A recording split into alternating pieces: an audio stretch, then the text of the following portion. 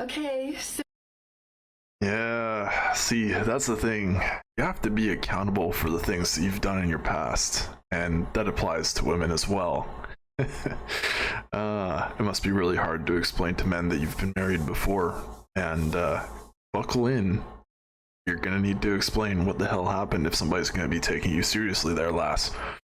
Either way, guys, got another compilation for you of videos, so strap in, and let's see what we gotta deal with.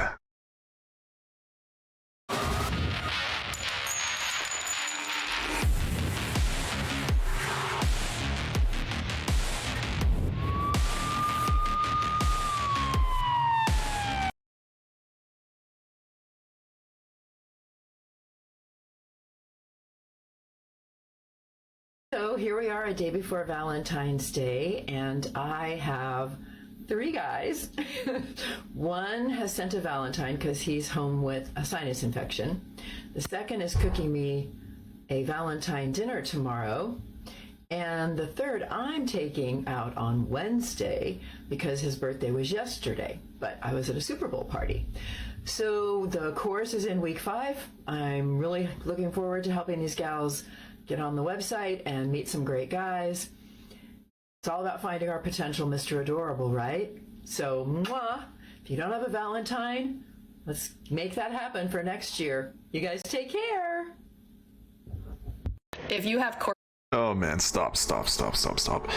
Feels like everybody and their mom's out here grifting some sort of dating program on TikTok, and especially this woman.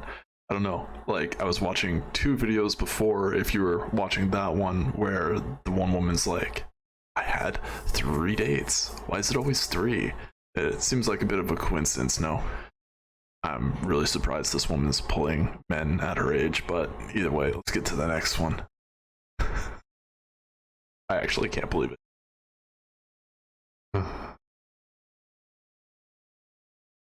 coming up with your ex, I have a few pointers. Number 1, realize that you're not going to sleep the night before, so maybe get a sleep gummy or some sleep oils to help you sleep. Number 2, you're not going to feel like eating, so bring some snacks like some crackers, something light for your stomach, some peppermints to keep your stomach calm and your breath smelling good. Bring an empty water bottle and some tissues and pictures of your children to stare at so you stay focused on what's important for that day.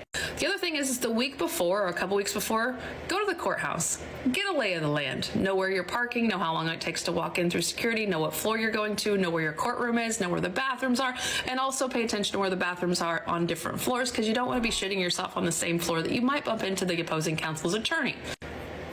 Also figure out where you're going to be meeting your attorney at, in the courtroom, outside of the courtroom, or at their courthouse, and walking over ahead of time with them together.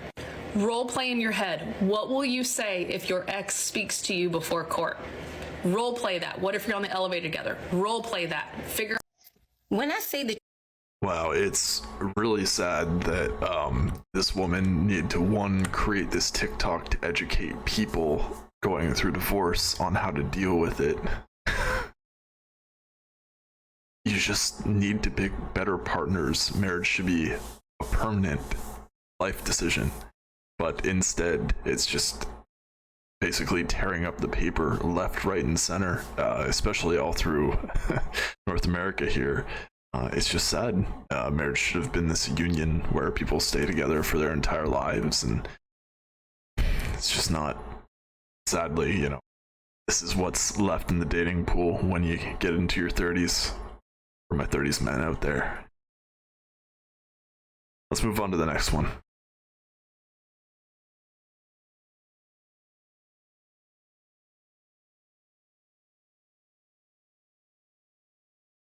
You don't need a reason to break up with somebody. I want you to remember every single time that you have been broken up with by a guy, and you know, and I mean you know, you didn't do anything wrong. You're sitting there reading through every single text message again, calling your friends, summoning a tribunal, and being like, what did I do? What did I do? What did I do? You didn't do anything.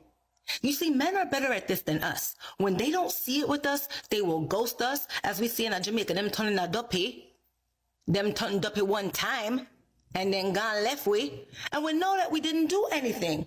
If you're not Jamaican, duppy is the word that we use for ghost. They ghost you.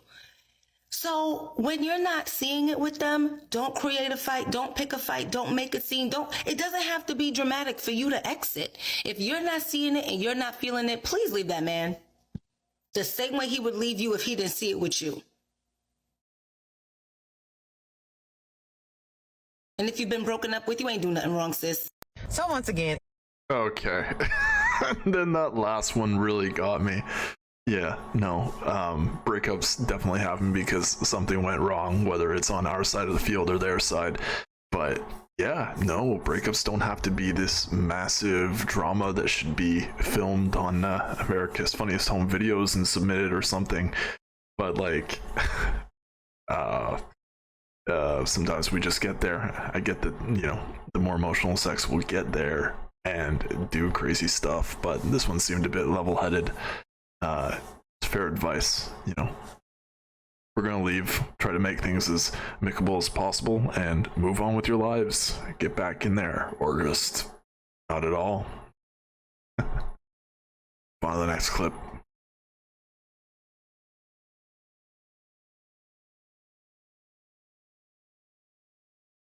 if you're new here, I've been married and divorced 3 times. And I'm gonna talk about some of the stuff that I've been through so you don't have to go through it, girl, okay?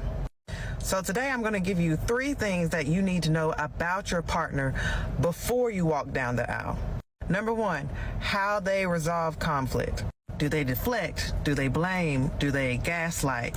Do they argue with straw man's arguments? These are things that are important to know, because if they cannot argue effectively, then you guys are never going to solve any issues in your relationship. Number 2, their attachment style. If you don't know the different attachment styles, please Google them. Mismatched attachment styles is why you have that push and pull dynamic in your relationships, and it can literally kill a good relationship. This is where one partner has a tendency to run and the other partner has a tendency to cling, and now you got this cat and mouse game, this power struggle in your relationship, and it kills your sex life, your trust, and everything. And number 3, how they get along and the dynamics of their family. And this is a big one, because do not wait until you're married to figure out how they interact with their family, how their mom treats their dad, how their dad treats their mom, how the siblings are treating each other, all that good stuff. You need to know this. Trust me on this one. You need to know how their mom and dad interacted and how they fit into that dynamic. I'm going through. Yeah, that last piece of advice is pretty much like advice that you'd give to men, like when you're taking a girl out for a date. You don't even need to wait as long as to meet their family, like even taking a woman out and taking her to a restaurant, see how she treats customer service. And I know that they look in this from us as well. So, be kind, courteous, where you need to, and all that good stuff. But, that's valid. The attachment styles thing, I don't get, but again, this is female dating advice, so let's move on to the next one.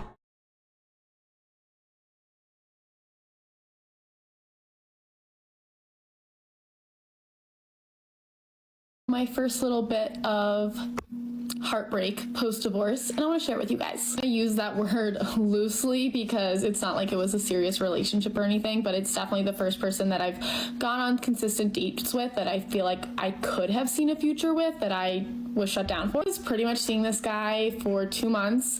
We talked on the phone every single night, basically, since the day we met. We talked about future plans. We talked about traveling together. We talked about future dates, where he straight up said, yeah, we're gonna go on these dates. Like, don't worry, I'm not going anywhere. After our second date, he literally talked about Googling what relationships were like between our 2 Enneagrams and compatibility. He told me how him and his best friend talked about how we would have tall kids together, and we went on weekly date nights. So clearly all of this combined to me thinking that, hey, this is gonna move towards a relationship. Well, when I finally brought the conversation up, and actually I told him, hey, I think you should be deleting Tinder, we were not on the same page at all. He was unsure that he even wanted to be in a relationship, and definitely unsure about wanting to be in one with me. Whereas I, on the other hand, was ready to say, like, hey, I'm not dating anyone else. I had been asked out on some dates and I had said no because I was giving this guy loyalty who I had no reason to be giving him loyalty to. And at the end of this day, this really fucking sucked and it hurt.